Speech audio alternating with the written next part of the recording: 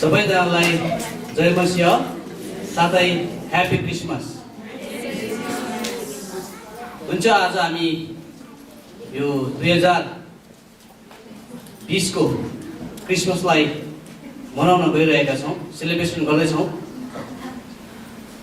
देश विदेशमा हुनुहुने साथै हाम्रो आदरणीय विशेषजन र स्वदेशमा हुनुहुने अनलाइनमा हुनुहुने सबैजनालाई पनि मेरी क्रिसमस भन्न चाहन्छु। हालेलुया। आउनुहोस् हामी सुरुको प्रार्थना गरेर आजको सेवा सङ्गतलाई हामी सुरु गर्नेछौँ। हामी सबैजनाले आफ्नो शिरलाई झुकाउनेछौँ, आँखा बन्द गर्नेछौँ र प्रार्थना परमेश्वरसँग माग्नेछौँ। हालेलुया। अति उच्चमा विराजमान हुने सर्वोच्चका परमेश्वर पिता, तपाईँलाई हामी धन्यवाद दिन्छौँ प्रभु आजको यो सुन्दर दिनको लागि। साँच्चै प्रभु, अनि हामीलाई यो आजको एकदमै असल दिन दिनुभयो। अनि साँच्चै प्रभु, आज येशू ख्रीष्टको जन्मदिन मनाउनको लागि हामी देश विदेशमा साथै स्वदेशमा बसिरहनुभएका आदरणीय विशेषजनहरूमा तपाईँ परमेश्वरको अनुग्रह कृपा गराइदिनुहोस्। र प्रभु, जतिजना आज क्रिसमसको कार्यक्रमको तयारीमा हुनुहुन्छ आफ्नो घर घरमा साथै मण्डलीहरूमा, अनि जे जति विशेषजनहरू आफ्नो मण्डलीतर्फ जाँदै हुनुहुन्छ आउँदै हुनुहुन्छ बाटोमा यात्रामा सुरक्षा दिनुहोस् प्रभु। अनि जो व्यक्तिहरू यातायातको साधनमा हुनुहुन्छ उहाँहरूलाई पनि सुरक्षित साथ आफ्नो गन्तव्यस्थल पुग्नलाई सहायता गर्नुहोस् प्रभु। जो मण्डली भवनमा आउँदै हुनुहुन्छ अनि आउनको लागि तपाईँ परमेश्वरले सहायता गर्नुहोस्। र आजको सेवा सङ्गतिमा अनि आजको क्रिसमस कार्यक्रममा तपाईँ परमेश्वरले आशीर्वाद दिनुभएको होस् भन्ने प्रार्थना। Happy Christmas. Merry Christmas. आउनुहोस्, प्रभुको जन्मोत्सवको अवसरमा हामी यहाँ जो जति हामी भेला भएका छौँ साथै अनलाइन मार्फत हामीसँग जोडिनु भएको छ, हामी यहाँ सबैलाई खुसी क्रिसमसका साथै जय मसीह भन्न चाहन्छौँ। हामी सुरुको भजन गाउनेछौँ 42 नम्बरको, सबैले भेटाउनु होला 42 नम्बरको भजन।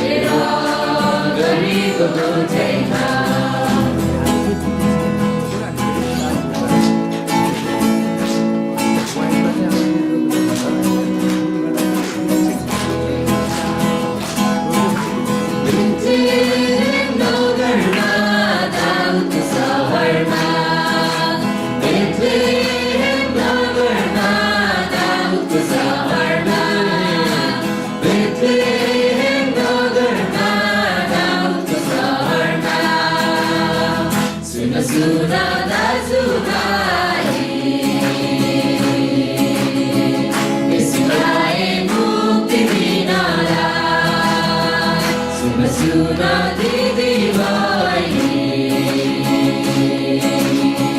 यसुलाई शान्ति दिनलाई बेथलेहेम नगरमा दाउदको सहरमा बेथलेहेम नगरमा दाउदको सहरमा उज्यालो गाउँघर छोडेर ज्योति सिगाउँ सहर छोडेर उज्यालो गाउँघर छोडेर ज्योति सिगाउँ सहर छोडेर खोला नाला पहाड काटेर खुसीको भाका बोकेर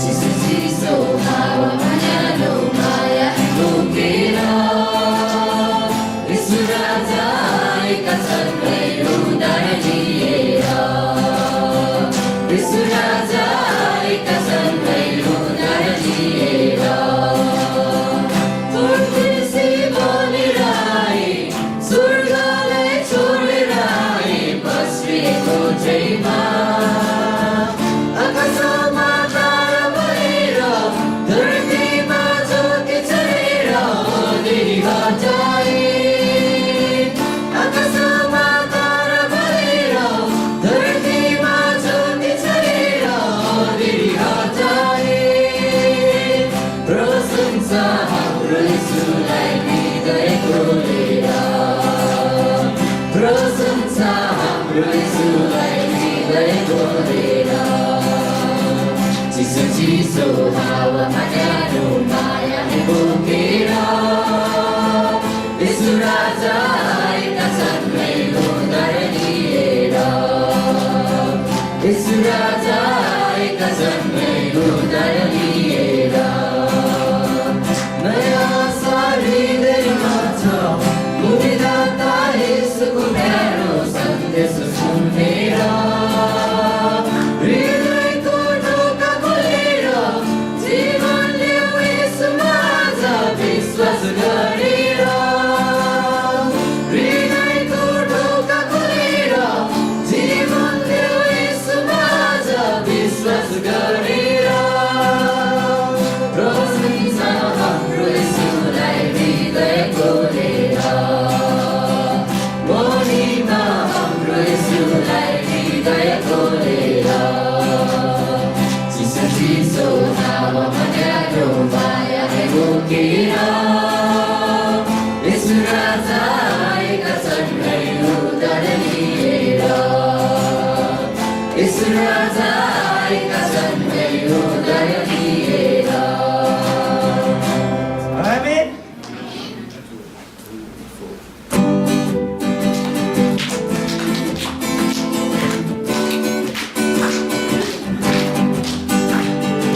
यसुलाई स्वर्ग छोडेर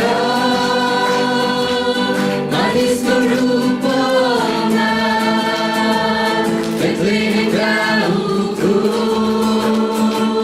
त्यो सानो कोठामा यसुलाई स्वर्ग छोडेर मानिसको रूपमा बेथलेहेम गाउँको त्यो सानो कोठामा आजको दिनैमा आजको दिनैमा आजको दिनैमा आजको दिनैमा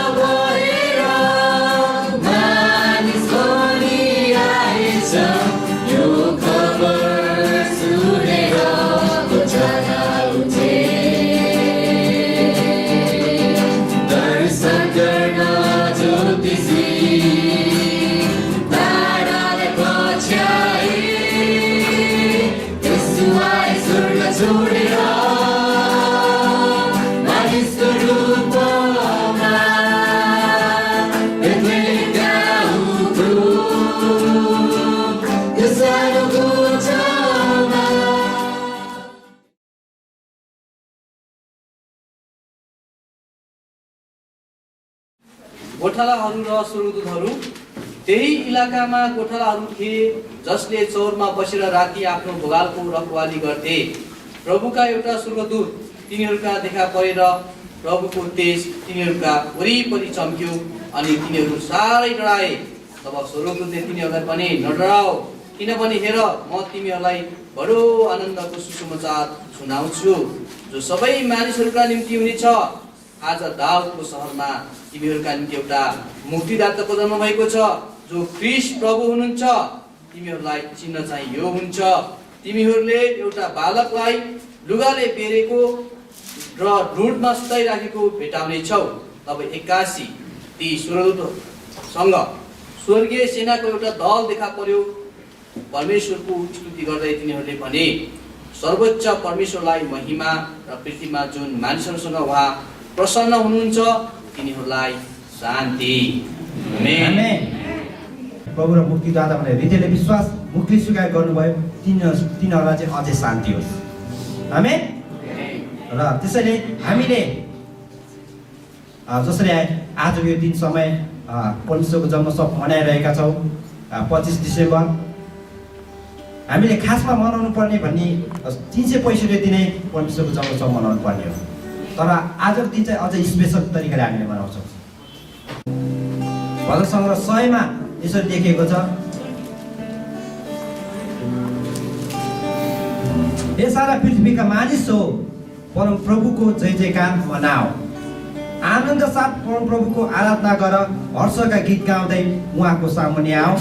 परम प्रभु नै परमेश्वर हुनुहुन्छ भनी जान, उहाँले नै हामीलाई बनाउनु भयो र हामी उहाँकै हौ, हामी उहाँका प्रजा र उहाँका खर्कका भेडाहरू हौ।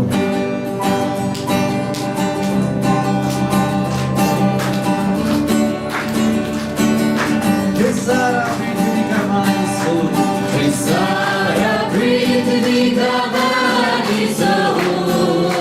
परम प्रभुको जय जयकार मनाऊ, आनन्द साथ उनको सेवा गर, भजन गाएर उनको सामने आओ, भजन गाएर उनको सामने आओ। परम प्रभु उहाँले हामीलाई बनाउनु भयो, परम प्रभु नै परमेश्वर हुन्, उहाँले हामीलाई बनाउनु भयो, हामी उहाँका प्रजा रे, उहाँका खर्कका भेडाहरू हौ। उहाँको नाउँ उचालो र प्रशंसा चढाऊ, हाम्रो प्रभुलाई स्तुति होस्, होसना येशू राजालाई। महिमा महिमा महिमा महिमा येशू राजालाई, महिमा महिमा महिमा येशू राजालाई। उहाँको नाउँ उचालो र प्रशंसा चढाऊ, हाम्रो प्रभुलाई स्तुति होस्, महिमा येशू राजालाई।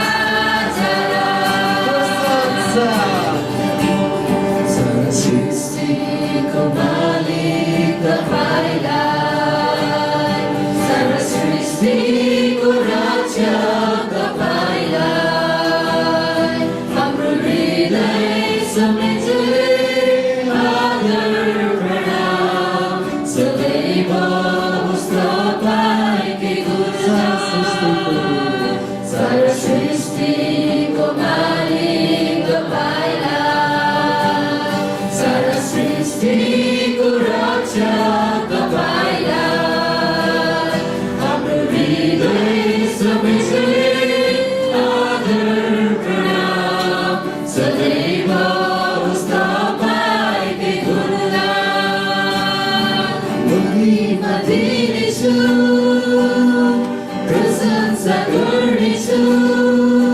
स्तुति चढाउनेछु सदैव तपाईलाई मेरा योजनाले सदैव गाउनेछु गीत तपाईको बाँचुन्जेलसम्म महिमा दिनेछु प्रशंसा गर्नेछु स्तुति चढाउनेछु सदैव तपाईलाई मेरा योजनाले सदैव गाउनेछु गीत तपाईको बाँचुन्जेलसम्म सिंहासनमा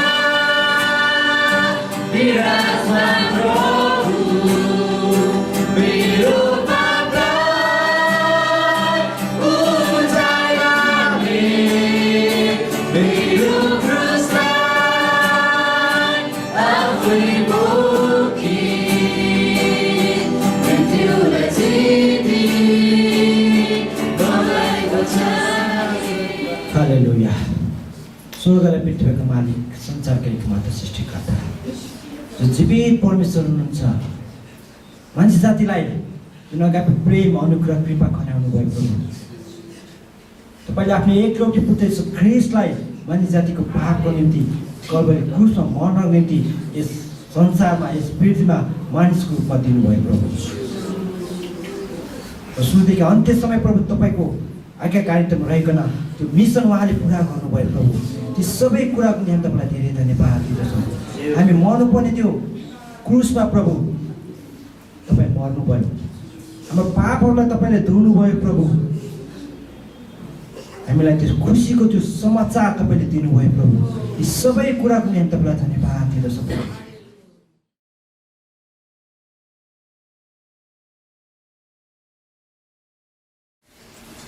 सबैलाई जेलसी अनि मेरी क्रिसमस अनि सबैले एकातिर फर्केर मेरी क्रिसमस मेरी क्रिसमस भन्दाखेरि तपाईँले कानमा कानलाई मेरी क्रिसमस भन्ने होइन, आँखालाई हेरेर भन्नुपर्छ। त्यसैले फेरि एकचोटि आँखामा हेरेर मेरी क्रिसमस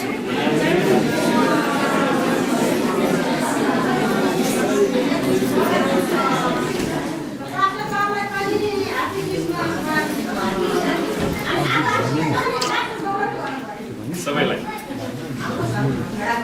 र आउनुहोस् हामी प्रार्थना गरौँ। परमेश्वर पिता, हामी तपाईँलाई धन्यवाद दिँदछौँ किनकि तपाईँ हाम्रो असल पिता हुनुहुन्छ। तपाईँले हामीलाई यति धेरै प्रेम गर्नुभयो कि आफ्नो एकलौटे पुत्र येशू ख्रीष्टलाई पठाउनु भयो र हाम्रो पापको दलदले अवस्थामा नै प्रभुश्री तपाईँले हामीलाई भेट्नु र हाम्रो निम्ति क्रुसमा जानुभयो र हामीलाई त्यो पापको सागरबाट आफ्नो हात दिकन निकाल्नु भयो र आफ्नो धार्मिकताको राज्यमा स्थापना गर्नु। हामी तपाईँलाई धन्यवाद दिन्छौँ प्रभु यीशु। यसै कारण तपाईँ हाम्रो मण्डलीको सिंहासनमा आउनुहोस् र विराजमान हुनुहोस् प्रभु। हाम्रो हृदयको सिंहासनमा तपाईँ मात्र विराजमान हुनुहोस्। हामी तपाईँसँग बिन्ती गर्छौँ। हाम्रा पुनरुत्थान एक्लेसिया मण्डली परिवारको हृदयको सिंहासनमा प्रभु तपाईँ मात्र विराजमान हुनुहुन्छ। हामी तपाईँलाई मात्र आराधना गर्दछौँ प्रभु। यो देशको सिंहासनमा प्रभु तपाईँ मात्र विराजमान हुनुहोस् किनकि तपाईँ सारा नेपाली जातिको अनि सारा पृथ्वीका प्रभु र परमेश्वर हुनुहुन्छ। हामी तपाईँलाई धन्यवाद भन्दछौँ। यो सभाको सुरुदेखि अन्तसम्म पवित्र आत्मा तपाईँ आफै बेकन हामीलाई अगुवाई गर्नुहोस् र हरेकलाई तपाईँको वचन बुझ्नलाई शक्ति दिनुहोस् प्रभु। धन्यवाद छ। शैतानले बहकाउने भड्काउने सबै दुष्ट आत्मालाई येशूको नाममा रद्द पार्दछौँ र प्रभु हरेकलाई तपाईँले आशिष दिनुहोस्। हामी जसरी आएका छौँ त्यसरी फर्कन नपरेको प्रभु। तपाईँको स्वास्थ्य, तपाईँको चङ्गाई र तपाईँको उत्साह लिएर हामी जान सक्छौँ येशूको नाम। र म बिरामीहरूको लागि प्रार्थना गर्न चाहन्छु। कोही बिरामी हुनुहुन्छ प्रार्थना गर्नै पर्ने? हात उचाल्नुहोस् र हात उचाल्नु भएको बिरामी चाहिँ उभिनुहोस् ल, उभिनुहोस्। तपाईँलाई जहाँ समस्या छ त्यहाँ आफ्नो हात राख्नुहोस्। जहाँ दुखेको छ त्यहाँ हात राख्नु होला र अरूले बिरामीतिर हात बढाउनुहोस्। आउनुहोस् हामी प्रार्थना गरौँ। र र हामीसँग अनलाइनमा जोड्नु भएकाहरूले पनि गर्न सक्नुहुन्छ। परमेश्वर पिता हामी प्रार्थना गर्छौँ तपाईँका छोराछोरीको शरीरमा जे जति रोग बिमारहरू, शारीरिक दुर्बलताहरू, शैतानका आक्रमणहरू, तन्त्रमन्त्रका श्रापहरू, मानसिक चिन्ताहरू, भविष्यका चिन्ताहरू, ती सबै श्रापहरूलाई हामी येशूको नाउँमा येशूको कोर्राको चोटमा ती सबै रोगहरू निको भइसकेको घोषणा गर्छौँ। पवित्र आत्मा तपाईँले येशूको चङ्गाइलाई बगाउनुहोस्, हरेकलाई छुनुहोस्, भर्नुहोस् प्रभु र पूर्ण चङ्गाइ र छुटकारा दिनुहोस् येशूको नाम। हुन्छ, बस्नुहोला। आज हामी क्रिसमसको महत्त्वपूर्ण यो उत्सवमा येशू ख्रीष्टको जन्मदिवसलाई मनाउन आएका छौँ र हामी सरस्वती पहिलामा यो खण्ड पढ्नेछौँ। लुका 1 को 26 देखि 38 पदसम्म। तपाईँको बाइबल छ भने हेर्नु होला र बाइबल छैन भने ध्यान दिएर सुन्नुहोस् र म तपाईँको लागि पढिदिन्छु। सबैले ध्यान दिएर सुन्नुहोस् ल। भेटाउनु भयो भने भेटाउनु भयो, भेटाउनु भएन भने ठिकै छ, ध्यान दिएर सुन्नु होला। 6औं महिनामा परमेश्वरले गाब्रिएल स्वर्गदूतलाई गालिलको नासरत नाउँको सहरमा पठाउनुभयो। तिनी एउटी कन्या केटी कहाँ गए जसको मगनी दाउदका घरानाका योसेफ भन्ने एउटा मानिससँग भएको थियो। त्यस कन्याको नाउँ मरियम थियो। स्वर्गदूतले तिनी कहाँ गएर भने, हे कृपा पात्र, तिमीलाई अभिवादन, परमप्रभु तिमीसँग हुनुहुन्छ। तर तिनी त्यस कुराले साह्रै विचलित भइन् र यो कस्तो किसिमको अभिवादन हो भनी मनमा सोच्न लागिन्। स्वर्गदूतले तिनलाई भने, नडराऊ मरियम, किनभने तिमीले परमेश्वरबाट कृपा पाएकी छौ। अब हेर, तिमीले गर्भधारण गर्नेछौ र एउटा छोरो जन्माउनेछौ र तिमीले उहाँको नाउँ येशू राख्नेछौ। उहाँ महान हुनुहुनेछ र परम प्रधानको पुत्र कहलाइनुहुनेछ र परमप्रभु परमेश्वरले उहाँलाई उहाँका पुर्खा दाउदको सिंहासन दिनुहुनेछ। उहाँले याकुबको वंशमाथि सदा सर्वदै राज्य गर्नुहुनेछ र उहाँको राज्यको अन्त्य हुने छैन। मरियमले स्वर्गदूतलाई भने, यो कसरी हुन सक्छ, किनकि म एक कन्या हुँ। स्वर्गदूतले तिनलाई जवाफ दिएर भने, पवित्र आत्मा तिमीमा आउनुहुनेछ, पवित्र आत्मा तिमीमा आउनुहुनेछ, परमेश्वरको आत्मा र सर्वोच्चको शक्तिको छाया तिमीमाथि पर्नेछ। यसै कारण जो जन्मनु हुनेछ उहाँ पवित्र अर्थात् परमेश्वरका पुत्र कहलाइनुहुनेछ। हेर, तिम्री नातेदार एलिसिबाले पनि तिनको वृद्धावस्थामा छोरो गर्भधारण गरेकी छिन् र जो बाजी कहलाएकी थिइन् तिनी अहिले 6औं महिनामा छिन्, किनकि परमेश्वरको निम्ति कुनै कुरा असम्भव छैन। अनि मरियमले भनिन्, हेर्नुहोस्, म परमप्रभुकी दासी, मलाई तपाईँको वचन अनुसार होस्। तब स्वर्गदूत तिनीबाट बिदा भए। यो घटनामा हामी देख्छौँ कि कसरी परमेश्वरले यो गर्व माग्नु भयो मरियमलाई। अनि मरियमले, परमेश्वर, म तपाईँको दासी हो र मेरो गर्वलाई लिनुहोस्। अनि त्यही समयमा परमेश्वरको आत्माले परमेश्वरको पुत्रलाई उहाँको गर्वमा ल्याउनु भयो। र आजको हाम्रो विषय छ मानव इतिहासको महत्त्वपूर्ण व्यक्ति। मानव इतिहासमा धेरै महत्त्वपूर्ण व्यक्तिहरू छन्, तर सबैभन्दा महत्त्वपूर्ण व्यक्ति चाहिँ को होला? अनि यसलाई हामीले त्यतिकै हल्का फुल्का प्रकारले त्यतिकै उत्तर दिँदैनौँ। यसलाई हामी अलिकति गहिरै अध्ययन गर्नेछौँ र यसको इङ्ग्लिसमा चाहिँ यसको शीर्षक छ VIP in human history. VIP भनेको बुझ्नुहुन्छ नि, very important person in human history, मानव इतिहासमा सबैभन्दा महत्त्वपूर्ण व्यक्ति। त मानव इतिहासको सबैभन्दा महत्त्वपूर्ण व्यक्ति को हुनुहुन्छ भन्ने प्रश्नलाई अहिलेको आधुनिक विज्ञानले उपलब्ध गराएको साधनहरूको सहायताद्वारा एकजना कम्प्युटर साइन्टिस्ट स्टिभन स्केना, अब यसको उच्चारण त्यति राम्रो आएन मलाई, SKIENA स्केना र गुगल इन्जिनियर चार्ल्स वार्डको अनुसन्धान अनुसार उनीहरूले अनुसन्धान गर्छ र उनीहरूले इतिहासभरिका 8 लाख मानिसहरूको नाम सङ्कलन गरेको रहेछ। मानव इतिहासभरि आफ्नो समयमा को प्रसिद्धि थिए त, अनि तिनीहरूले त्यो भेटाउँदाखेरि 8 लाख मानिसहरू भेटाए है। अनि उनीहरूको नाम सङ्कलन गरेर तिनीहरूको उपलब्धि, तिनीहरूले हासिल गरेका कुराहरू, तिनीहरूको प्रतिष्ठा, उनीहरूको समयमा उनी कतिसम्म प्रतिष्ठित व्यक्ति भए र कुन समयमा कति लामो समयसम्म उनीहरूको प्रतिष्ठा चाहिँ टिक्यो त हो भन्ने बारेमा उनीहरूले अध्ययन गरे। 8 लाख मानिसहरू रहेछ जसले आफ्नो समयमा केही न केही प्रतिष्ठा हासिल गरेका रहेछन् अनि उनीहरूको प्रतिष्ठा कति लामो समयसम्म टिक्यो त भनेर यो इन्जिनियरहरू कम्प्युटर साइन्टिस्टहरूले अध्ययन गर्छन् र उनीहरू यो निचोडमा आएका छन् है। जस्तै तिनीहरूले ग्रिसका महान दार्शनिक र वैज्ञानिक एरिस्टोटल सुन्नुभएको छ नि, एरिस्टोटल पढ्नु भएको छ है, जसले 384 देखि 322 बीसीमा उनी थिए है। सित त्यो एरिस्टोटलसित आधुनिक पप गायिका ब्रिटनी स्पियर्स, तपाईँले ब्रिटनी स्पियर्सको गीत सुन्नुभएको छ? आधुनिक पप गायिका नि अमेरिकाको हो, उसको गीत एकदमै फेमस छ। त्योसँग उनीहरूले तुलना गरे। अहिलेको मान्छेले जति भनौँ न अब उनीहरूको त्यो फलोवर्सहरू पाइरहेछ, कतिजनाको करोडौँ फलोवर्सहरू हुन्छ, त्यो फलोवर्ससँग चाहिँ उनीहरूले तुलना गरे क्या खास। अनि धेरै मानिसहरूलाई ब्रिटनी स्पियर्स बारे जानकारी भए तापनि तिनको प्रभाव आजबाट 100 वर्षपछि बिलाएर जान्छ। 100 वर्षपछि उसलाई कसले सुन्छ? कसले पनि सुन्छ। तर एरिस्टोटलको सम्झना युगौँसम्म भइराखेको छ, किनकि उनी 384 देखि 322 बीसी भनेको मलाई के त बीसी भनेको थाहा छ तपाईँलाई? बिफोर क्राइस्ट, येशू ख्रीष्ट आउनुभन्दा अगाडि 300 वर्ष अगाडिदेखि नै थियो। त्यो बेलादेखि अहिलेसम्म उसलाई सम्झिराखेको छ एरिस्टोटललाई भने अहिलेको पप गायिकालाई अर्को 2000 वर्ष सम्झिन्छ कि सम्झिँदैन? तिनीहरू बिलाएर जान्छन् है। मानव इतिहासका सबैभन्दा महत्त्वपूर्ण व्यक्तिहरू मध्ये 10 जनाको नाम यस प्रकार छ, उनीहरूले पत्ता लाग्यो है। नम्बर 1 मा येशू ख्रीष्ट हुनुहुन्छ है। नम्बर 2 मा नेपोलियन पनि रहेछ। नम्बर 3 मा मुहम्मद, इस्लाम धर्मको व्यक्ति। नम्बर 4 मा विलियम शेक्सपियर, उनी बेलायतको एकदमै साहित्यकार विविध व्यक्ति थिए। अनि 5औं मा अब्राहम लिङ्कन, 6औं मा जर्ज वाशिङटन, 7औं मा एडोल्फ हिटलर, एडोल्फ हिटलरलाई पनि फेमसै रहेछ। 8औं मा एरिस्टोटल 8औं मा आउँदो रहेछ। 9औं मा अलेक्जेन्डर द ग्रेट, उनीहरूले गरेको अनुसार है यो। 10औं मा थोमस जेफरसन भने अमेरिकाको प्रेसिडेन्ट।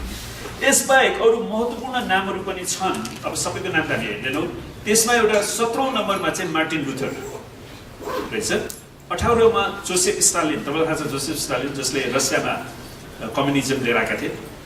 अनि 68औं मा एल्भिस प्रिस्ले भन्ने व्यक्ति रहेछ र 128 मा कन्या मरियमलाई आउँदो रहेछ उनीहरूको हिसाब अनुसार है।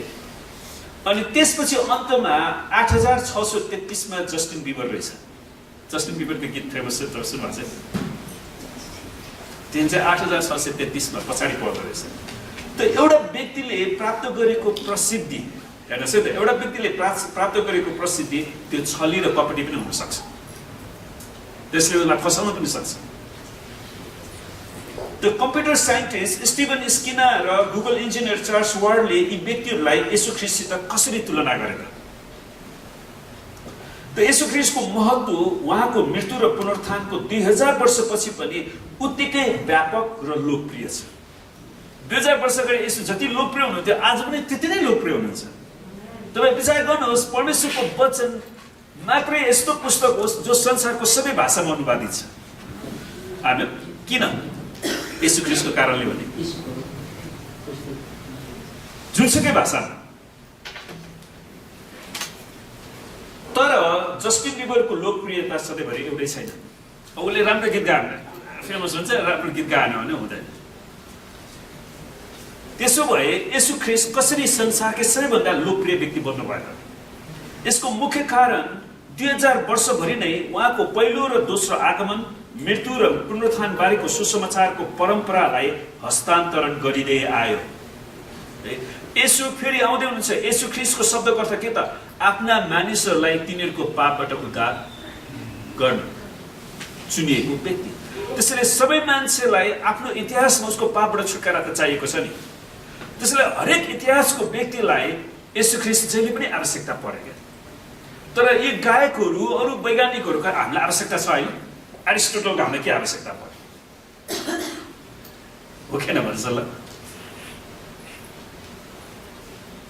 त यो परम्परा हस्तान्तरणको बललाई यसरी मापन गरिएको छ कि इतिहासभरि नै कसरी सफलतापूर्वक उहाँको व्यक्तिगत जीवनीलाई प्रचार गरियो त येशू ख्रीष्ट मात्र त्यस्तो व्यक्ति हुन्छ जसलाई हामीले संसारभरि प्रचार गर्नै पर्छ आमेन अनि हामीले अस्ति गएको समयमा हेर्यौँ नि प्रभु यीशु आउँदाखेरि पनि स्वर्गले पृथ्वीका सबै वर्गका मानिसहरू राजादेखि ती ज्योतिषहरू नेपालीमा ज्योतिष भन्ने अनुवाद गरेको छ तर इङ्ग्लिसमा वाइजमेन हो वाइजमेन भनेको तिनीहरूले चाहिँ विशेष गरी एस्ट्रोनमी भनेको साइन्स हो है ताराको बारेमा अध्ययन नक्षत्र विज्ञान हो अनि तिनीहरूले धर्म र तिनीहरूले मेडिसिन औषधिको बारेमा तिनीहरू दक्ष व्यक्ति थिए त्यसैले उनीहरू वाइजमेन भन्छ तिनीहरूलाई हो त्यो ज्योतिषी भनेको चाहिँ हातेर्ने ज्योतिषी भने आएन क्या फेरि हाम्रो चाहिँ ज्योतिष भन्दाखेरि त्यो हातेर्ने ज्योतिषी जस्तो लाग्छ क्या है तर त्यो होइन उनीहरू एस्ट्रोनोमर त्यो नक्षत्र विज्ञान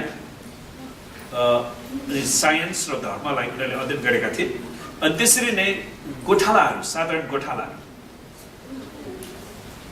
परमेश्वरले मुक्तिदाताको जन्मको बारेमा बताउनु भयो त्यसरी सबै वर्गको मानिसलाई अनि किनकि सबै वर्गको निम्ति येशू ख्रीष्टको आवश्यकता छ किनकि कुनै पनि रुपियाँ पैसाले मुक्ति किन्न सकिँदैन अनि उहाँको मृत्यु र पुनरुत्थान भएको 2000 वर्षपछि पनि सुन्नुहोस् उहाँलाई 2 अर्बभन्दा बढी मानिसहरूले पछ्याइराखेका छन् अहिले पनि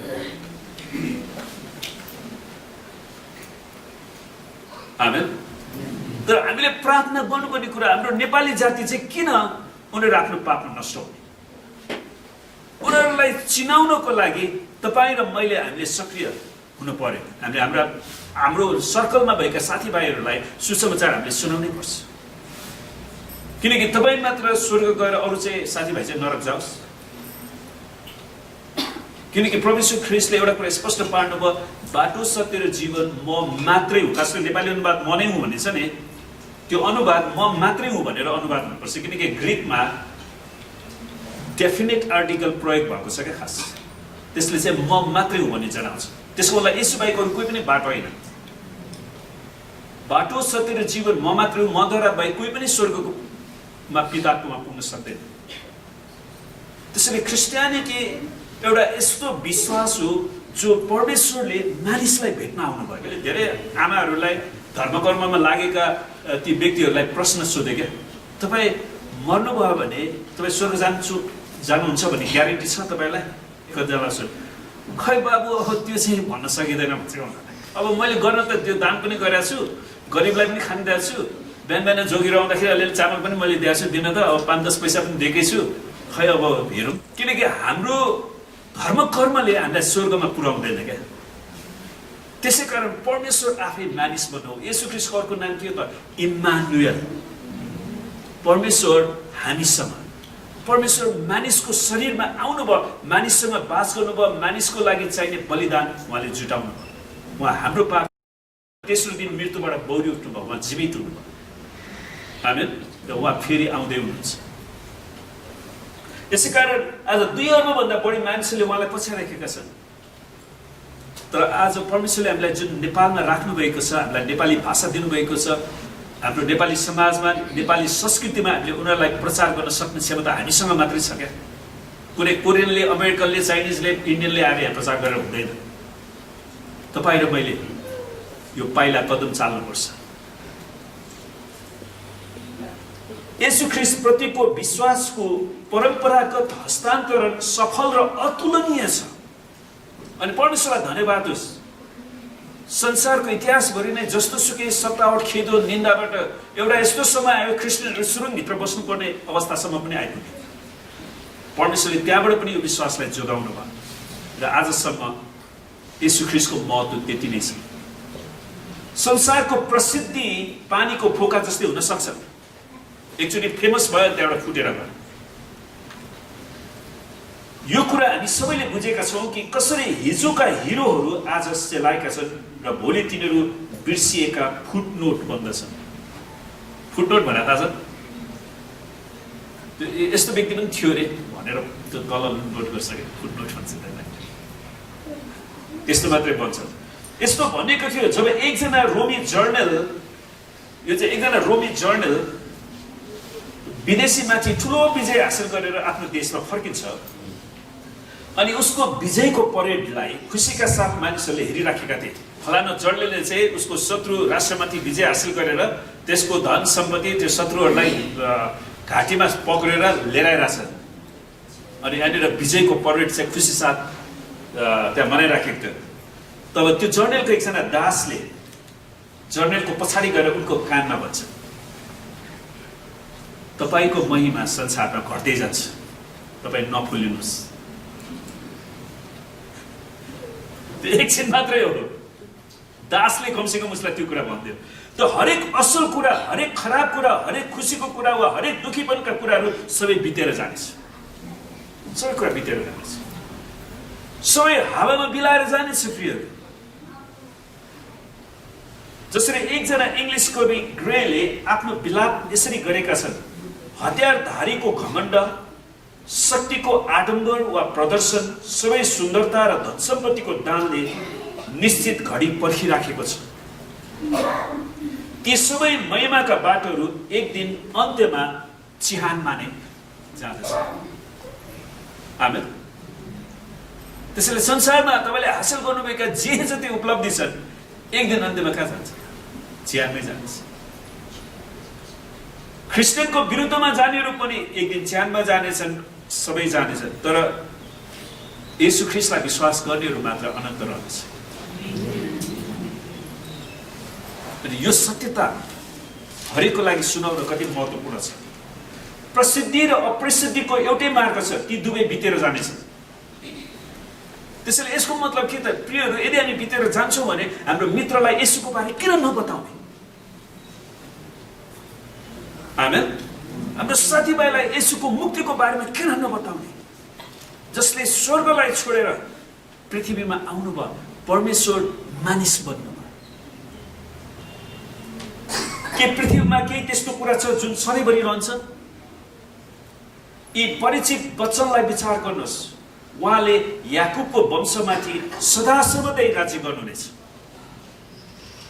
हाम्रो देशको विगत 4-5 वर्षदेखिको हाम्रो कतिजना प्रधानमन्त्री फेरे भन्नु त हो कसैको शासन पनि अनन्त छैन तर याकुबको वंशमाथि येशू ख्रिस्टले सदा सर्वदै अनन्तसम्म राज्य गर्नुहुन्छ र उहाँको राज्यको अन्त्य हुने छैन प्रियहरू तपाईँ र म येशूको राज्यमा आएका छौँ जुन राज्यको कहिले पनि अन्त्य हुने छैन लुकाएको 33 मा अघि हामीले पढेको यो वचन सुरुमा कति क्रान्तिकारी थियो भन्ने हामी सजिलै बिर्सन्छौँ उहाँको राज्यको अन्त्य कहिले पनि हुने छैन धेरै क्रान्तिकारी वचन यी वचनहरू एउटा स्वर्गदूतले कन्या श्री मरियमलाई एउटा जन्मने बालकको बारेमा घोषणा गर्छन् जसरी एक दिन संसारमा उसले शासन गर्नेछ यो कन्या केटी मरियमको निम्ति अचानक आएको थियो जो रोमी साम्राज्यको एउटा दूरदराजको एउटा सानो गाउँ नाजरतमा बस्थिन् स्वर्गदूत तिनकोमा अचानक आएर आश्चर्यजनक घोषणाहरू गरे स्वर्गदूतले भन्छ मरियमलाई तिमी गर्भवती हुनेछौ र एउटा छोरो जन्माउनेछौ तिमीले उसको नाउँ येशू राख्नेछौ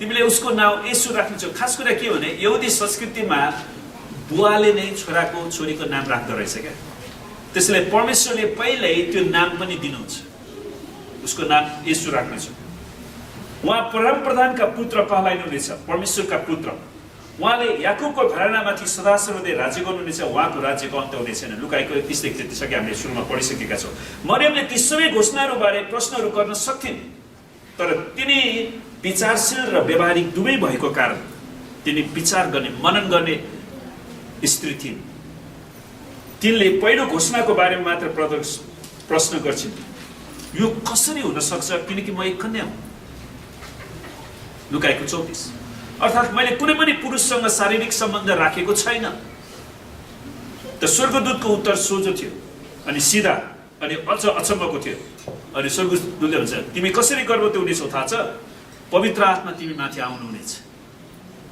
आमेन। परमेश्वरको आत्मा जसले आदमलाई माटोबाट सृष्टि गर्नुभयो, जसले आदमको शरीरबाट हव्वालाई सृष्टि गर्नुभयो, त्यो परमेश्वर आफ्नो शक्तिद्वारा, पवित्र आत्माको शक्तिद्वारा तिम्रो गर्भमा आउनुहुनेछ। अनि सर्वोच्चको शक्तिको छाया तिमीमाथि पर्नेछ, त्यो बालक पवित्र हुनेछ, उहाँ परमेश्वरका पुत्र कहलाइनुहुनेछ। अनि परमेश्वरका दूतले स्पष्टसँग यो कुरा बताइदिन्छ। त स्वर्गदूतले अरू 2 तथ्यलाई पनि थप्छन्। तिम्रो नातेदार एलिसिबाले पनि वृद्ध अवस्थामा गर्भवती भएको बारे सम्झना राख, जसले बत्तीसौँ दिन योनालाई जन्म दिए। किनकि परमेश्वरको निम्ति कुनै कुरा असम्भव छैन। परमेश्वरको निम्ति सबै कुरा सम्भव छ। यो कसैले रोक्न नसक्ने वा हुनै पर्ने खबर पाएपछि मरियमले यसरी उत्तर दिन्छन्, हेर्नुहोस्, म परमप्रभुकी दासी, मलाई तपाईँको वचन अनुसार होस्। 2000 वर्षपछि पनि स्वर्गदूतको यो घोषणा आश्चर्यजनक देखिन्छ। उनले कति अचम्मका घोषणाहरूको श्रृङ्खला नै दिएका थिए। अब हामी लुका 1:33 को अन्तिम खण्डमा केन्द्रित हुनेछौँ। उहाँको राज्यको अन्त्य हुने छैन, येशू ख्रीष्टको राज्यको अन्त्य हुने छैन। जब हामी यो पदलाई मनन गर्दछौँ तब हामीलाई उहाँले सदा सर्वदा राज्य गर्नुहुनेछ, हालेलुया भन्ने कोरस गाउन मन लाग्छ। किनकि उहाँ आदि र अन्त्य, उहाँ अल्फा र ओमेगा। आमेन। मलाई हाम्रो एकजना प्रोफेसरले भन्थ्यो, उहाँ हालेलुयादेखि हालेलुयासम्म हुनुहुन्छ। आमेन।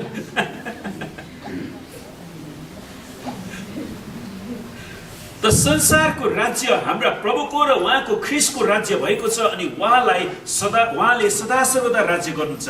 प्रकाश 11 को पदमा संसारको राज्य हाम्रा प्रभुको र उहाँको ख्रीष्टको राज्य भएको छ। येशू ख्रीष्टले 1000 वर्षको शासन गर्दै हुनुहुन्छ। त हामी त्यहाँसम्म अझै पुगेका छैनौँ, त्यो अवस्थासम्म अझै पुगेका छैनौँ। त इतिहास कहाँ गइराखेको छ त? त्यसैले हामीले मानव इतिहासलाई हेऱ्यौँ भने इतिहास कहाँ गइराखेको छ? दार्शनिकहरूले यो प्रश्न हजारौं वर्षदेखि मनन गरिराखेका छन्।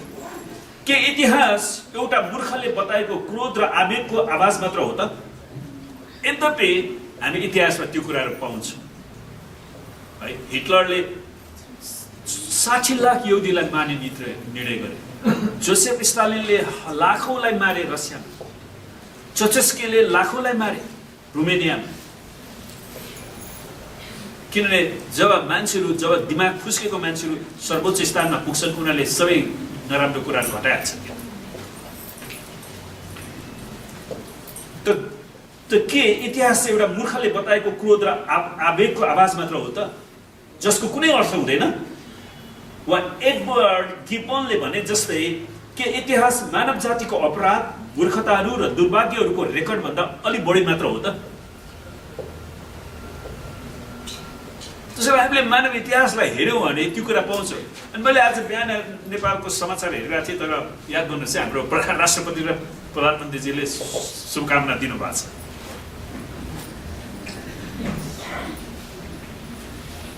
अनि यसपालिको समाचारमा चाहिँ उनीहरूले ख्रीष्टको जन्मको बारेमा राम्रै विवरण पनि दिएका रहेछ। कन्या स्त्रीको गर्भबाट यसो जन्मिनु भएको बारेमा ख्रिस्टियनले विश्वास गर्छ भनेर यसपालि पत्रकारले कति लेखेका देखिनँ। मैले अहिलेसम्म हेरेको मात्रै, पछि हेऱ्यो भने के छ थाहा छैन। के इतिहास अवतारहरूको कहिले नसकिने चक्र मात्र हो त? भनेको मतलब के हामी चाहिँ 84 लाख जुनीबाट गएर अब मानिसपछि फेरि बाँदर बन्ने होला, बाँदरपछि कोरोना भाइरस को बन्ने हो? हेर्नुहोस्, झुम्रा को बन्ने हो, लिखा को बन्ने हो, लामखुट्टे को बन्ने हो है? यो अवतारहरूको कहिले नसकिने चक्र मात्रै हो इतिहास। वा अर्बौं वर्षदेखि चल्दै आएको विकासको एउटा क्रम मात्र हो त यो विकासवादको सिद्धान्त भने जस्तै। तर हामी कोही पनि अहिलेसम्म पहिलाको मानिस जस्तो चाहिँ अहिले पनि हामी त्यस्तै छौँ। हेर्नुहोस्, 3000-4000 वर्ष अगाडिको मिश्र देशको त्यो मम्मी, अब प्रभुलाई धन्यवाद होस्, उनीहरूले मम्मी राखिए, त्यसलाई मम्मी भन्छ है। त्यो लासलाई चाहिँ उनीहरूले एकदमै त्यतिखेरको अत्याधुनिक औषधि विज्ञानलाई चाहिँ तिनीहरूले प्रयोग गरेर त्यो शरीरलाई नकुहिने गरी जस्ताको तस्तै रहेछ। तपाईँले म्युजियममा हेर्न सक्नुहुन्छ। उनीहरूको त्यो रूप आकृति साइज हेर्दाखेरि हामी जस्तै नै छ, त्योभन्दा अरू केही फरक छैन। कहाँ चाहिँ विकासवाद गएन?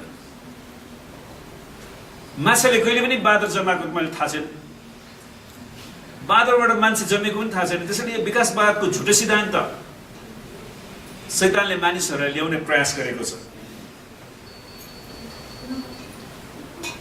त्यसैले यो अर्बौंदेखि चल्दै आएको विकासको एउटा क्रम मात्रै हो र? त्यसले हामीलाई कहाँ डोर्याउँछ त? वा के हरेक दिन म राम्रो बन्दै जान्छु भने सकारात्मक सोच राखेर प्राप्त गर्ने निर्वाणा हो कि यो?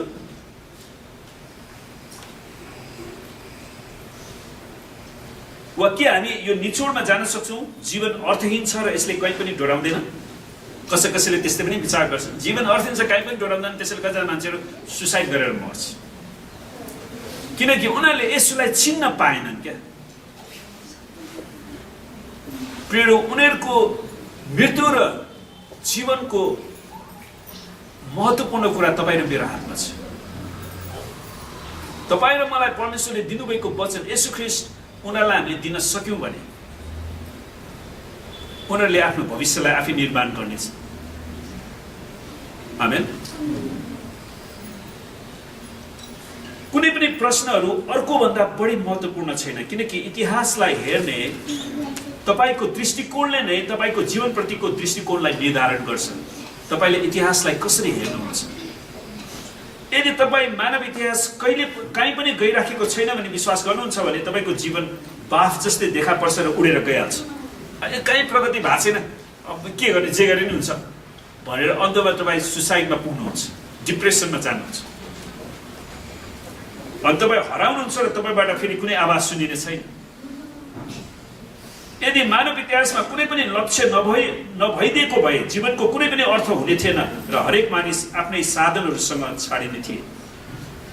कोही कोही मान्छेहरू अहिले त्यो भइरहेछ। तपाईँलाई थाहा छ कतिजना म विश्वासीको घरमा जान्छु, उनीहरूको बच्चाहरू के गरिरहेछ भने अहिलेसम्म सुतिरहेछ। किन भने रातभरि त्यो मोबाइलको गेम खेलेर बसेर, उसको आफ्नो एउटा डिभाइस छ, त्यो मोबाइल छ, त्यही गेम खेलेर उसको जीवनै त्यही। त्यही मोबाइल, प्रभुलाई धन्यवाद छ, मेरो मोबाइलले मलाई धेरै पाठहरू पढ्नलाई सहायता गरेको छ। परमेश्वरले धेरै कुराहरू नेटमा राखिदिनु भएको छ हाम्रो लागि।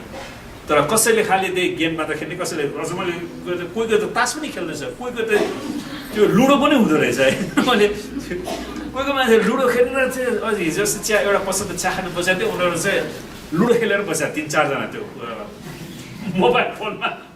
ओ ल त ल म हान्छु, तेरो खाइदिएँ भन्छ। उसले के गर्छ?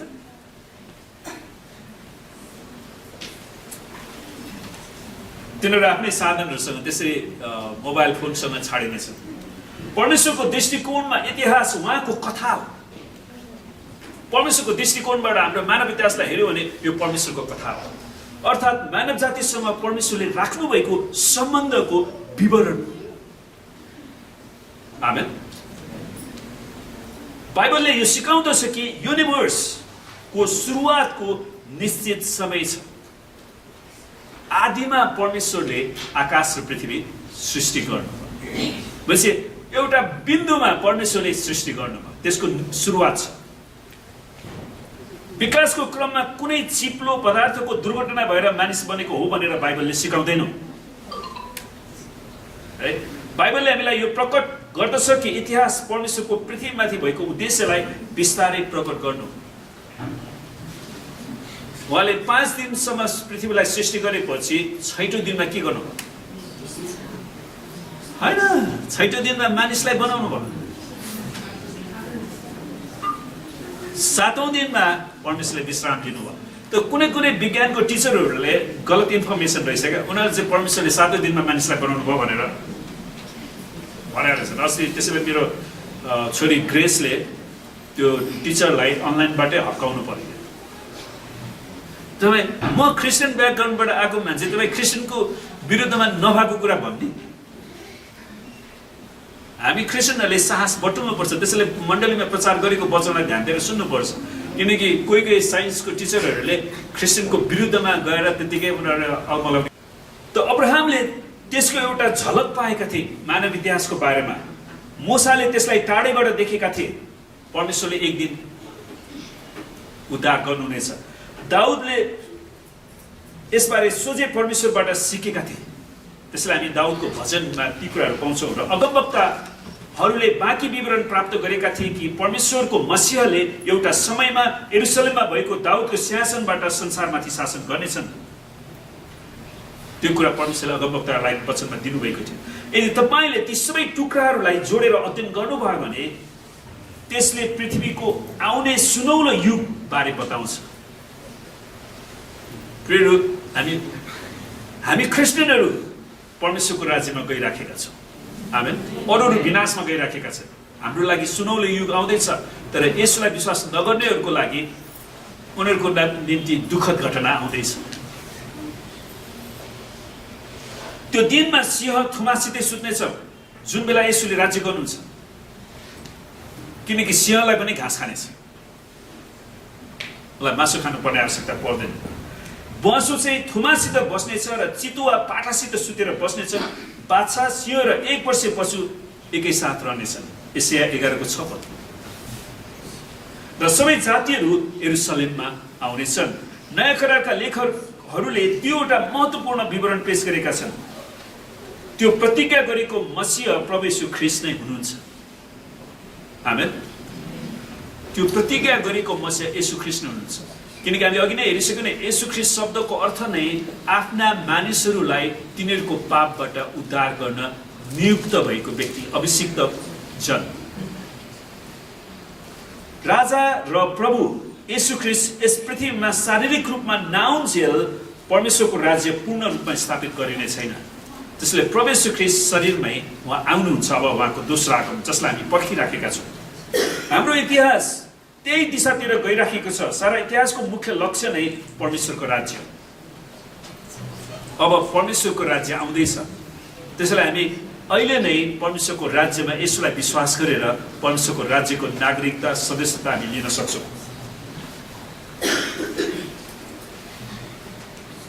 यही लक्ष्यतिर नै सबै कुरा गइराखेको छ। अदनको बगैँचामा सुरु गरिएको कथाको अन्तिम खण्ड यही हो। बेथलेहेममा एउटा युद्धको सुरुवात हुन्छ। परमेश्वरले मानिसलाई आफ्नो राज्यमा ल्याउनको लागि आदिमा परमेश्वरले आकाश र पृथ्वी सृष्टि गर्नुभयो। उहाँले आदम र हव्वालाई पृथ्वीमा राख्नुभयो र सारा पृथ्वीमाथि भण्डारी बनाउनु भयो। पृथ्वीको भण्डारी बनाउनु भयो आदम र हव्वालाई। तर जब तिनीहरूले परमेश्वरको आज्ञा उल्लङ्घन गरे, तिनीहरूले आफ्नो भण्डारीपनको जिम्मेवारी शैतानको हातमा सुम्पे। त्यो दिनदेखि आजसम्म सारा संसार शैतानको अधीनभित्र चलिराखेको छ। सृष्टिकर्ताको रूपमा यो संसार परमेश्वरकै सम्पत्ति हो। यो संसार परमेश्वरकै सम्पत्ति हो। तर शैतानले मानिसबाट परमेश्वरले दिनुभएको अधिकारलाई खोज्न सफल भयो र परमेश्वरको राज्यको विरुद्धमा आफ्नो राज्य स्थापना गर्यो। त्यसले शैतानको राज्य स्थापना गर्यो। अहिले म परमेश्वरलाई धन्यवाद दिन्छु। परमेश्वर पिता, धन्यवाद छ तपाईँले मलाई यसोलाई चिने, मेरो आत्मिक आँखा खोलिदिनु भयो। आमेन। मैले मेरो धर्म कमाउनु पर्दैन, मैले मेरो उद्धार कमाउनु पर्दैन। मलाई मेरो येशूले आफ्नो उद्धार दिनुभएको छ। हालेलुया।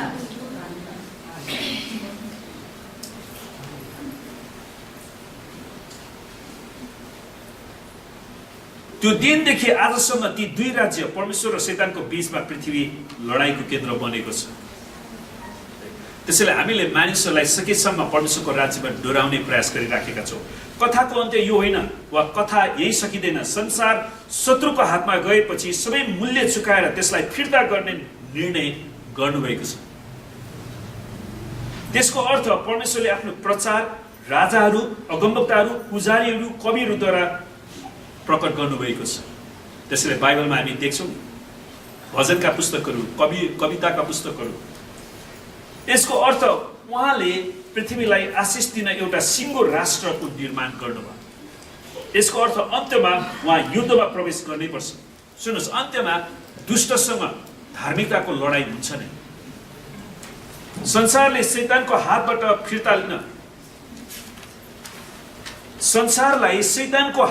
फिर्ता लिन परमेश्वर आफ्नो पुत्र येशू ख्रीष्टको माध्यमद्वारा मानव जातिभित्र प्रवेश गर्नुभयो। यसको अर्थ परमेश्वरले बेथलेहेममा लडाईँको घोषणा गर्नुभयो। अनि उहाँले आफ्नो समयमा जब प्रचार गर्नुभयो नि, समय पुरा भएको छ, पश्चाताप गर, परमेश्वरको राज्य नजिकै आएको छ। अब परमेश्वरको राज्य आएको छ, किनकि परमेश्वरको राज्यले शैतानको राज्यको विरुद्धमा लडाईँ गर्छ। अनि उहाँले विजय पनि हासिल गरिसक्नु भएको छ। अदनको बगैँचाको घटना पछि पृथ्वीमाथि अधिकार जमाउने कुरामा परमेश्वर र शैतान बीच युद्ध जारी छ अहिले पनि। जब आदम र हव्वाले पाप गरे, शैतानले संसारमा दुष्टता भित्राउन सफल भयो। त्यो समयदेखि अहिलेको घडीसम्म पापले पृथ्वीको हरेक कुनामा शासन गरिराखेको छ है, र हरेक मानव हृदयमा आफ्नो घर बनाउन सफल भएको छ। त्यो त्यसै कारणले उनीहरूलाई सुसमाचारको आवश्यकता छ। हाम्रो वरिपरि देखिएका सबै पीडाहरू, कष्टहरू अदनको बगैँचामा भएका दुःखदायी घटनामा आधारित छन्। मान्छे आज किन स्वार्थी छ? कोही मान्छेहरू आफूले मात्रै लिन चाहन्छ, अरूलाई माथि बढ्न दिँदैन नि। त्यो बेलादेखि नै दुष्टका सेनाहरू हरेक पुस्तामा परेड खेलिराखेको छ क्या। कहिलेकाहीँ त यस्तो पनि देखिन्छ कि युद्ध सकिएको छ र अब दुष्टताले सधैँ राज्य गर्नेछ जस्तै लाग्छ। तर क्रिसमसले हामीलाई नयाँ आशा दिएको छ। आमेन। अन्त्यमा परमेश्वरले जित्नु भएको छ। हालेलुया। येशू ख्रीष्ट मानिसको गर्भमा आउनु भयो, उहाँ जन्मिनु भयो। उहाँलाई हेरोदले नष्ट गर्न सकेन। राजा हेरोदले उनले 2 वर्ष मुनिका बच्चालाई हत्या गर्ने योजना गरेका थिए। फरिसी र सदुकीहरूले उहाँलाई नष्ट गर्न सकेन। पिलातुसले येशूको नाम निशाना मेटाउन सकेन। आज वास्तवमा येशूको कारणले मात्र पिलातुसलाई सम्झिन्छ, तर पिलातुसको आफ्नै कारणले के सम्झिन्छ? सम्झिन्छ?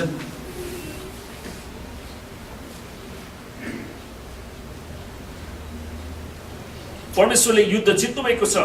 बेथलेहेममा सानो पुत्र बालक येशूद्वारा परमेश्वरले शक्तिशाली प्रत्याक्रमण गर्नुभयो शैतानको राज्यमा, जो साधारण परिवारमा अनि गोठमा जन्मिनु भएको थियो। परमेश्वरले के गर्दै हुनुहुन्थ्यो भन्ने कुरा संसारलाई थाहा थिएन, शैतानलाई थाहा थिएन।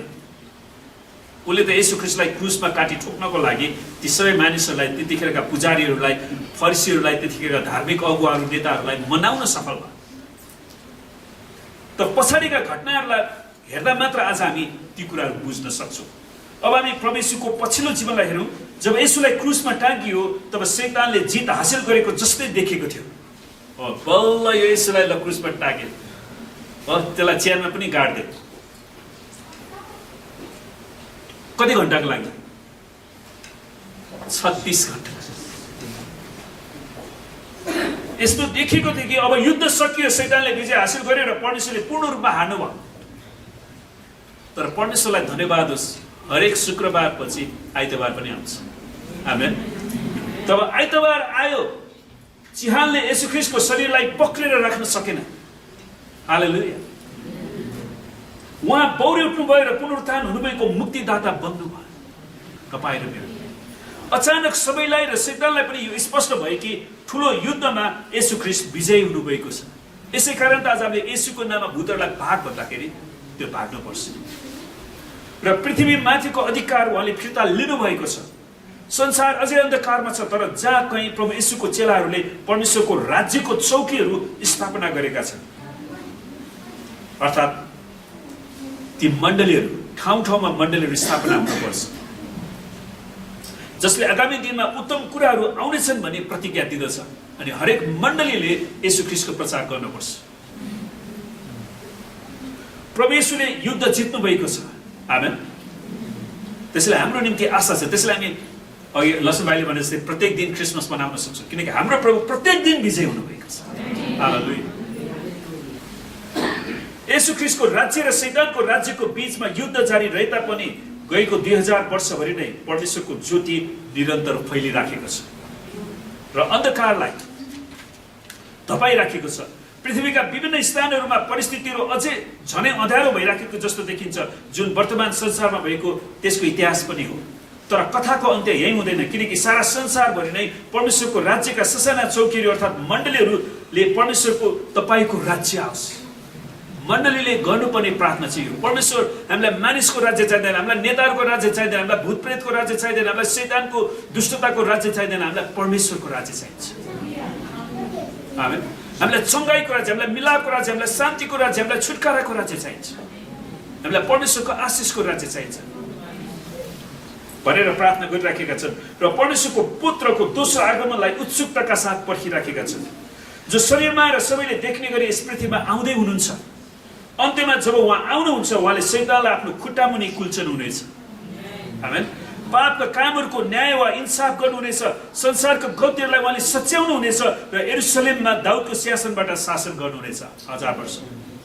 त्यो दिन अहिलेसम्म आएको छैन, तर यो आउनेछ र वास्तवमा आइराखेकै छ र उहाँको दोस्रो आगमन धेरै टाढा छैन भन्ने कुरा हाम्रो वरिपरि भइरहेका चिन्हहरूले पनि हामीलाई चिन्हहरूबाट पनि हामी विश्वास गर्न सक्छौँ। उहाँको आगमन छिटो वा ढिलो जे भए तापनि यस पृथ्वीमा उहाँले स्थापना गर्नुहुने राज्य नै सबै मानव इतिहासको लक्ष्य हो। यो युगौँदेखि भएको युद्धको अन्तिम खण्ड हो। झन्डै 1 शताब्दी 100 वर्ष अघि येशू ख्रीष्टको जीवनबारे 2वटा प्रख्यात निबन्धहरू लेखिएको थियो, जसको शीर्षक थियो एउटा एक्लो जीवन र अतुलनीय जीवन, जसको बारेमा जस म्याकडोवेलले आफ्नो पुस्तक evidence that demands a verdict भन्ने पुस्तकमा उनले लेखेका छन् कि यसले येशू वास्तवमै को हुनुहुन्छ भन्ने बारे एउटा स्पष्ट चित्र गर्दछ। 2000 वर्ष अघि एउटा मानिस जीवनको व्यवस्थाभन्दा फरक गरी जन्मिनु भयो है। सामान्य मानिस जन्मिनको लागि स्त्री र पुरुषको वैवाहिक सम्बन्ध हुनुपर्छ, तर परमेश्वरले त्यो नियमलाई तोडेर उहाँले कन्या स्त्रीको गर्भमा पवित्र आत्माको शक्तिद्वारा आफ्नो पुत्र येशू ख्रीष्टलाई पठाउनु भयो है। र उहाँ गरिबीमा जिउनु भयो र साधारण रूपमै हुर्किनु पनि भयो। तपाईलाई थाहा छ येशू ख्रीष्ट जन्मिँदाखेरि उहाँ शरणार्थी बन्नु पर्यो हेरोदको कारण हो। उहाँ ग्रामीण महिलाको बालकद्वारा छोरा हुनुहुन्थ्यो र 30 वर्षको नपुगु जेलसम्म सिकर्मीको पसलमा काम गर्नु। परमेश्वरलाई धन्यवाद छ, हाम्रो परमेश्वर काम गर्ने परमेश्वर हुन्छ। उहाँ भिखारी, उहाँ जुका हुनुहुन्न, उहाँ हामीलाई चुसेर खाने परमेश्वर हुनुहुन्न। त्यसपछि 3 वर्षसम्म उहाँ घुमन्ते प्रचारक र शिक्षक बन्नुभयो। उहाँले गालिलबडी, बेथलेहममा, यरुशलेममा ठाउँ ठाउँमा गएर सुसमाचार प्रचार गर्नुभयो। उहाँ कहिले पनि एउटा घरको मालिक बन्नु भएन, अर्थात् आफ्नो निम्ति भनेर एउटा घर पनि बनाउनु भएन।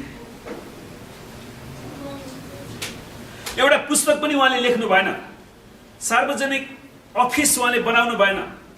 उहाँ कहिले कलेज जानु भएन त्यो बेलाको, र कहिले पनि ठुलो सहरमा आफ्नो खुट्टा राख्नु भएन। उहाँ रोममा जानु भएन। उहाँ जन्मेको स्थानबाट उनीहरूले हिसाब गर्दाखेरि 321.86 किलोमिटर भन्दा टाढा उहाँ कहिले पनि यात्रा गर्नु भएन। उहाँले आफैलाई महान देखाउने कुरा गर्नु भएन, उहाँले आफैलाई उचाल्नु भएन। उहाँको परिचय उहाँ आफै हुनुहुन्थ्यो।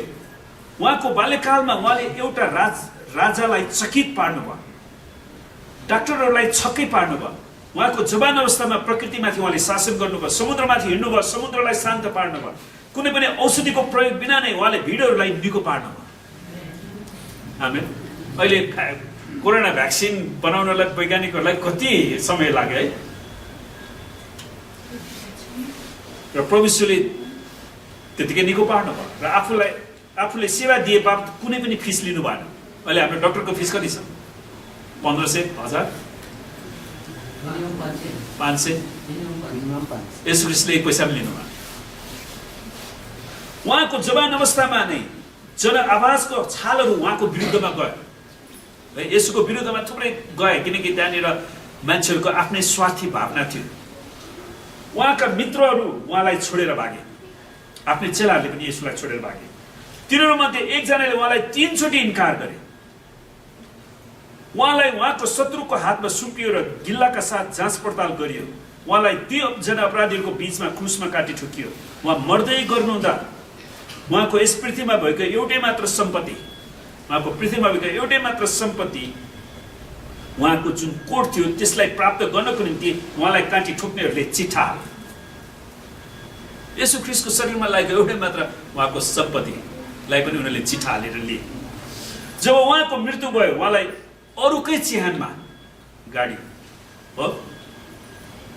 यी सबै भएको 2000 वर्ष बितिसकेको छ, तापनि आज उहाँ मानव जातिको केन्द्रीय व्यक्ति बन्नुभएको छ।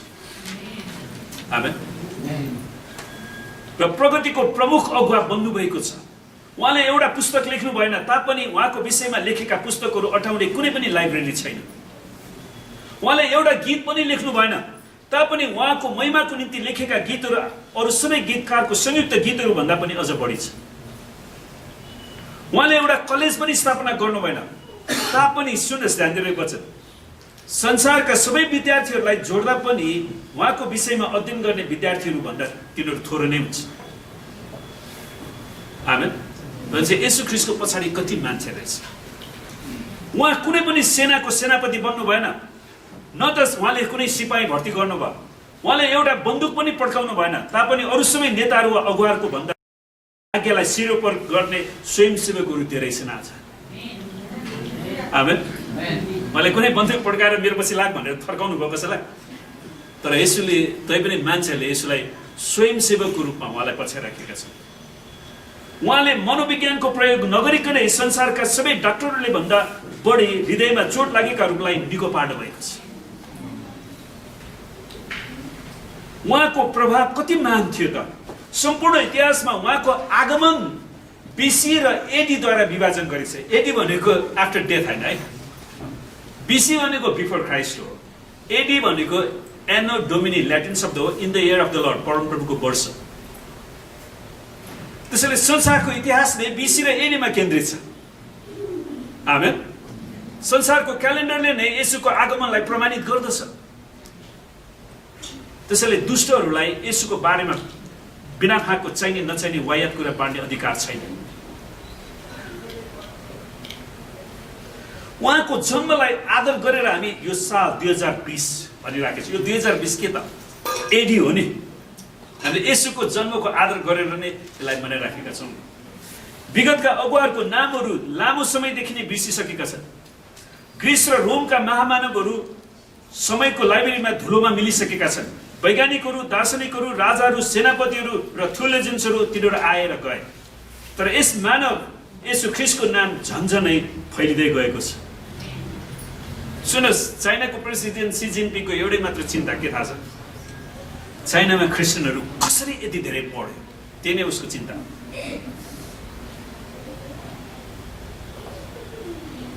वर्तमान पुस्ताका मानिसहरू र क्रुसको बलिदानको समयको बीच 2000 वर्षको समय बितिसकेको छ। भए तापनि येशू ख्रीष्ट अझै बाँचिरहनु भएको छ मानिसहरूको हृदयमा। आमेन। मानिसहरूले अझै उहाँलाई पछ्याइराखेका छन्। हेरोद राजाले उहाँको हत्या गर्न सकेन र चिहानले उहाँको शरीरलाई पक्रिराख्न सकेन। उहाँ स्वर्गीय महिमामा उच्च बिन्दुमा एक्लै खडा हुनुभएको छ। उहाँको बारेमा परमेश्वरले घोषणा गर्नुभएको छ। स्वर्गदूतले उहाँको सेवकाई गर्वका साथ हेरेका छन्। सन्तजनहरूद्वारा प्रशंसा गरिएको छ। भूतात्माहरू उहाँदेखि डराउँछन् किनकि उहाँ जीवित व्यक्तिगत ख्रीष्ट, राजाहरूका राजा, प्रभुका प्रभु, संसारका मुक्तिदाता हुनुहुन्छ। आमेन। उहाँ बाइबलले बताएको ख्रीष्ट हुनुहुन्छ। यही येशूलाई हामी आराधना गर्दछौँ। हालेलुया। उहाँ क्रिस्चियन विश्वासको साँचो ख्रीष्ट हुनुहुन्छ। उहाँ माथि नै हामीले विश्वास राखेका छौँ। उहाँ मात्रै हाम्रो प्रभु र मुक्तिदाता हुनुहुन्छ। करोडौँ क्रिस्चियनहरूले हरेक महादेशको हरेक राष्ट्रमा उहाँको आराधना गर्दछ। आमेन। हामीले उहाँको जन्मदिनलाई हरेक वर्ष क्रिसमसमा मनाउँछौँ। यदि हाम्रो सबैभन्दा ठुलो आवश्यकता शिक्षा भइदिएको भए परमेश्वरले एउटा शिक्षकलाई पठाउनु हुने थियो। यदि हाम्रो सबैभन्दा ठुलो आवश्यकता पैसा भइदिएको भए परमेश्वरले एउटा ब्याङ्क खोल्ने मानिसलाई पठाउनु हुने थियो। यदि हाम्रो सबैभन्दा ठुलो आवश्यकता सल्लाह भइदिएको भए परमेश्वरले एउटा सल्लाहकार पठाउनु हुने थियो। तर हामी सबैको सबैभन्दा महान आवश्यकता हाम्रो पापको क्षमा। आमेन। भएको कारण नै परमेश्वरले एकजना मुक्तिदातालाई पठाउनु। उहाँको नाउँ येशू ख्रीष्ट। उहाँ ख्रीष्ट प्रभु हुनुहुन्छ, परमेश्वरका पुत्र जो स्वर्गबाट पृथ्वीमा आउनुभयो, जसलाई नयाँ करारमा प्रकट गरेको छ। उहाँले मात्र हामीलाई बचाउन सक्नुहुन्छ। यसैकारण येशू ख्रीष्टलाई इतिहासकै सबैभन्दा महत्त्वपूर्ण व्यक्ति उहाँ भिआइपी हुनुहुन्छ। आमेन। किनकि उहाँले गर्नुभएको काम कसैले पनि गर्न सक्दैन। संसारको इतिहासमा येशू ख्रीष्ट पछिको नम्बर 2 व्यक्ति कोही पनि छैन। किनकि कोही पनि येशूको नजिक पुग्नै सक्दैन क्या। किनकि येशू ख्रीष्टसित कसैको पनि तुलना हुन सक्दैन। उहाँ परमेश्वर हुनुहुन्छ, हामी मानिस मात्र, अनि मानिस कहिले पनि ईश्वर बन्दैन। आमेन। किनकि येशूको एउटा राज्य छ। उहाँले यस राज्यलाई संसारभरि नै मानिसहरूको हृदयमा निर्माण गरिरहनु भएको छ। एक दिन उहाँ पृथ्वीमा शासन गर्न आफ्नो शरीरमा नै आउनुहुनेछ। त्यो उहाँको राज्यको अन्त्य कहिले हुने छैन। यो महत्त्वपूर्ण वचनसँगै हामी सबैजनालाई म र हाम्रो मण्डलीको परिवारको तर्फबाट खुसी क्रिसमस। आमेन। मेरी क्रिसमस। र आउनुहोस् हामी परमेश्वरलाई धन्यवाद दिउँ। सबैजना आँखा चिम्लिनुहोस्। परमेश्वर पिता, हामी तपाईँलाई धन्यवाद दिँदैछौँ। साँच्चै आज प्रभु तपाईँले हामीलाई आफ्नो पुत्र पठाउनु भयो। उहाँको जन्मदिवस हामीले मनाउन पाएका छौँ प्रभु। तर यो देशमा अझै पनि करोडौँ मानिसहरू छन् जो तपाईँको राज्य बाहिर छ, जसले तपाईँको प्रेमलाई, तपाईँको बलिदानलाई, तपाईँको पुनरुत्थानलाई थाहा गर्न सकेका छैनन्। प्रभु उनीहरूलाई तपाईँको राज्यमा डोराउनलाई, ख्रिस्टमा डोराउनलाई हामीलाई शक्ति दिनुहोस्, अभिषेक दिनुहोस्, अवसरहरू दिनुहोस्। प्रभु यो देशलाई तपाईँले बचाउनुहोस्। यो देशको सिंहासनमा परमेश्वर तपाईँ विराजमान हुनुहोस्। तर सारा नेपाली जातिले यसुलाई ग्रहण गर्न सकुन्, चिन्न सकुन्, आराधना गर्न सकुन्। प्रभु आफ्नो जीवनको व्यक्तिगत प्रभु र मुक्तिदाता पनि विश्वास गर्न सकुन्। हामी तपाईँलाई धन्यवाद गर्दछौँ। धन्यवाद छ पिता। सच्चै तपाईँले आफ्नो मण्डलीलाई आशीर्वाद दिनुहोस्। प्रभु तपाईँको शान्तिले आफ्नो मण्डलीलाई भर्नुहोस् र परमेश्वर पिताको प्रेम, परमेश्वर ख्रिस्टको अनुग्रह र पवित्र आत्माको सङ्गति र सहभागिता हामीहरू हरेकसित आजदेखि सदा सर्वदा रहिरहँ। येशूको नाम। जय मसीह। मसीह क्रिसमस। यहाँलाई फेरि पनि जय मसीह। यहाँलाई फेरि पनि जय मसीह। Merry Christmas. खुसी क्रिसमस। Happy Christmas. हामी क्रिस्टराइट भएर क्रिसमस मनाएको केही आधारको केही मान्यता पनि हुँदैन। जसरी मरियमको कोखमा यसो ख्रिस्ट जन्मनु भयो, उहाँ एकदम धन्यका हो। आजको समयमा हाम्रो कोखबाट उहाँ जन्मिनु भएन, तर पनि तपाईँ हामी धेरै धन्यवादी छौँ, किनभने तपाईँ हाम्रो हृदयमा चाहिँ उहाँ जन्मन चाहनुहुन्छ। आमेन। यदि तपाईँले मैले परमेश्वरले आफ्नो हृदयमा जन्माएका छौँ भने अवश्य पनि तपाईँ र हाम्रो यो क्रिसमसको सार्थकता चाहिँ पुरा हुन्छ। हामी आजको दिन क्रिसमस मनायो, सकेपछि 364 दिन चाहिँ जस्ताको तस्तै आफ्नै जीवन तरिकाले मनायो भने अथवा बितायो भने क्रिसमसको सार्थकता अथवा ख्रिस्ट तपाईँ हाम्रो जीवनमा जन्मिनु भएको कुनै पनि सार्थकता हुँदैन। यदि हाम्रो जीवनमा ख्रिस्ट जन्मिनु भएको छ भने त्यसको प्रमाण चाहिँ तपाईँ हामीले गरेको व्यवहार, तपाईँ हामीले संसारमा हुँदा गरिने हरेक कुराहरू, लवाई खवाई, हेराई, जीवन जियाई र मण्डलीप्रतिको त्यो समर्पणताले चाहिँ देखाउँदछ भन्ने कुरा हो। त्यसरी हामी हरेकलाई चुनौती रहेको छ, मैले क्रिसमस कसरी मनाइरहेको छु। साँच्ची नै ख्रिस्ट मेरो व्यक्तिगत जीवनको निम्ति आउनुभयो भनेर मनाइरहेको छौँ कि संसारले मनाइरहेको जसरी संसारको त्यो रमझमले हामी चाहिँ मनाइरहेको छ भन्ने कुरा चाहिँ हामीले आफूले जान्छौँ। आमेन। हामी एउटा दुईवटा गीतहरू हामी गाउनेछौँ।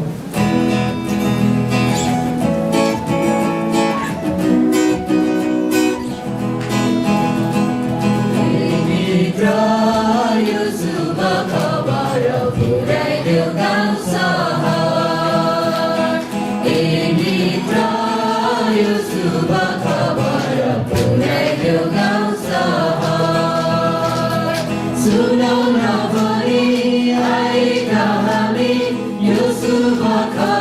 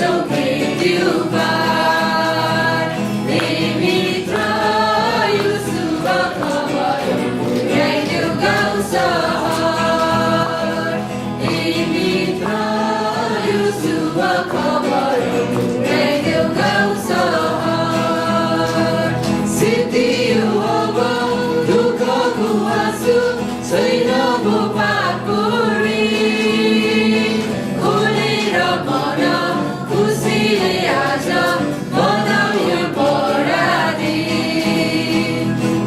भित्र यो शुभ खबर पुर्याइदेऊ गाउँ सहर भित्र यो शुभ खबर पुर्याइदेऊ गाउँ सहर आमेन लसुन दाजुभाइ खुसीको खबरलाई लसुन दाजुभाइ खुसीको खबरलाई लसुन दाजुभाइ खुसीको खबरलाई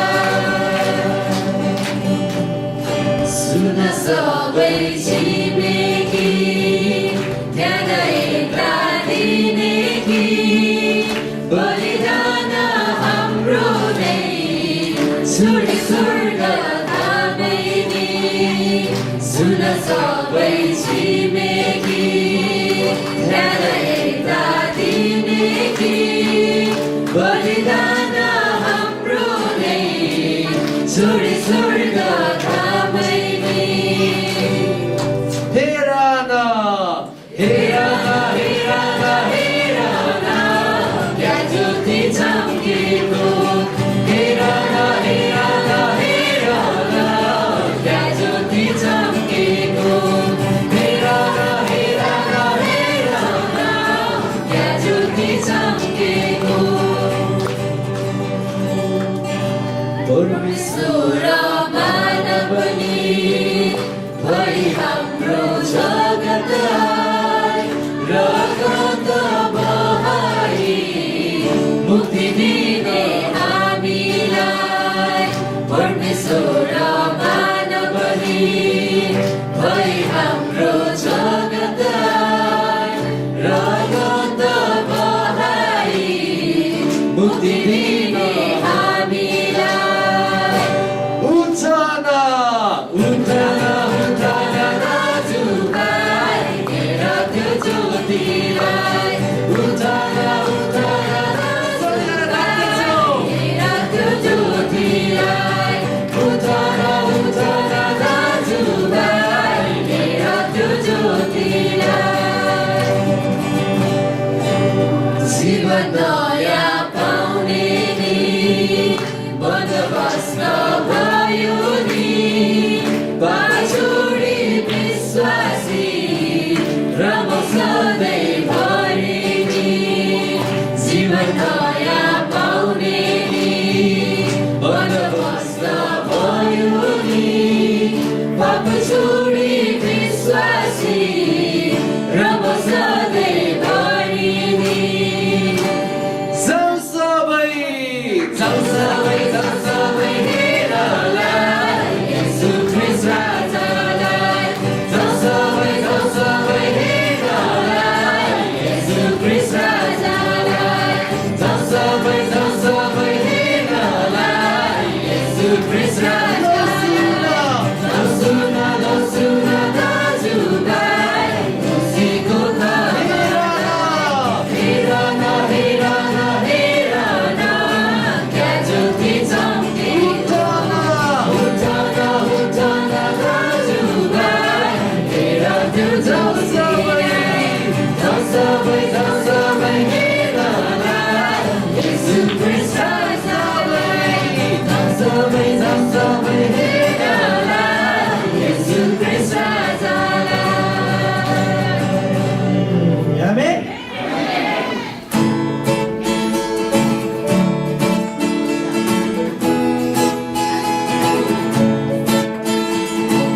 खुसी क्रिसमसको कामना छ खुसी क्रिसमसको कामना छ खुसी क्रिसमसको कामना छ हाम्रो हृदयदेखि नै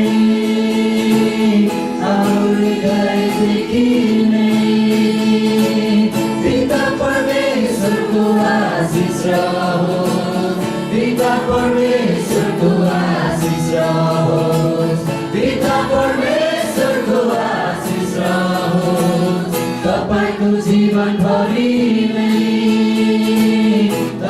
को जीवनभरि नै We wanna wish you a Merry Christmas We wanna wish you a Merry Christmas We wanna wish you a Merry Christmas From the bottom of our heart From the bottom of our heart We wanna wish you a Merry Christmas We wanna wish you a Merry Christmas We wanna wish you a Merry Christmas From the bottom of our heart From the bottom of our heart आमेन खुसी Christmas merry Christmas तीनचोटि हामी भन्नेछौँ खुसी Christmas happy Christmas merry Christmas पालै पालो भन्नेछौँ उफ्रिँदै है सबैजना तयारी हुनुहुन्छ आमेन लाइ त म 1-2 दिनमा चाहिँ खुसी क्रिसमस भन्नुहोस् उफ्रिनु त्यहाँ के अरे पङ्खामा चाहिँ लाग्ला याद गर्नु फेरि त्यो छाना के अरे छानालाई नै टाउका छेडेर माथि जानु होला फेरि याद गर्नु ल है त 1 2 3 खुसी